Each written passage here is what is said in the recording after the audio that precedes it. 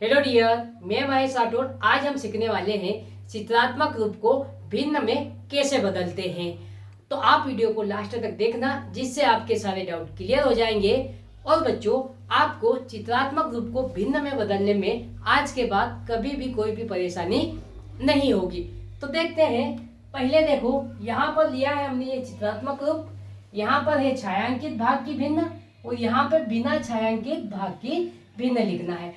तो देखो, पहले हम भिन्न क्या होती है वो देख लेते हैं। तो देखो, भिन्न बराबर क्या होता है? अंश बटे हर। क्या होता है? अंश बटे हर। ये जो हर होता है ना, ये उस चित्रात्मक रूप के संपूर्ण भाग को दर्शाता है। ये किसको दर्शाता है? संपूर्ण भाग को दर्शाता है, मतलब पूरे भाग को दर्शाता है।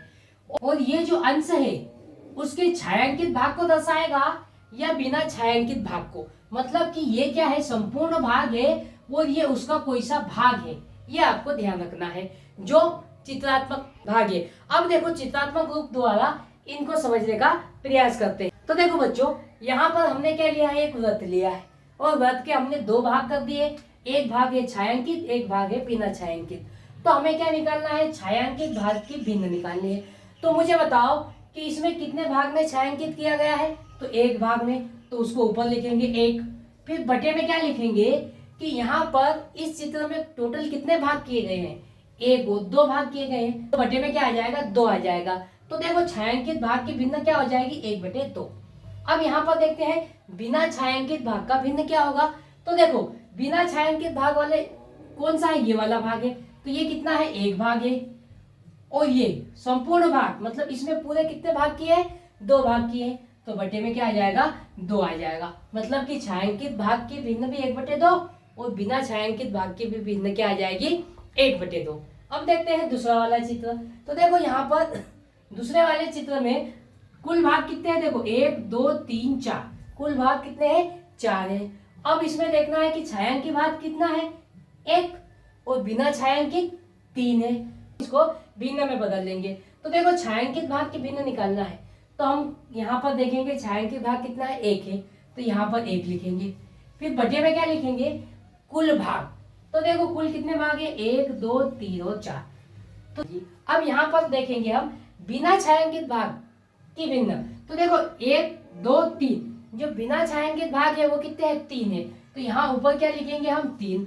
और बटे में क्या लिखेंगे कि टोटल कितने भाग किए हैं इसके? तो एक दो तीन चार। तो यहाँ पर क्या हो जाएगी? बिना छायांकित भाग की भिन्न तीन बटे चार। अब देखो, यहाँ पर इस डायग्राम को पांच भागों में बांटा गया है। एक दो तीन चार, पांच भाग, जिसमें दो भाग छायांकित है और तीन भाग बिना छायांकित है। तो हम निकाल लेते हैं पहले छायांकित भाग के लिए भिन्न क्या होगी। तो छायांकित भाग कितने हैं? एक और दो। तो यहाँ पर हम लिखेंगे दो। फिर बटे लगाएंगे और बटे में क्या लिखेंगे हम? कुल भाग। तो कुल कितने भाग है? पांच। तो छायांकित भाग की भिन्न क्या हो जाएगी? दो बटे पांच। अब यहाँ पर देखो, बिना छायांकित भाग की भिन्न निकालनी है। तो देखो, बिना छायांकित भाग कितने? एक दो तीन।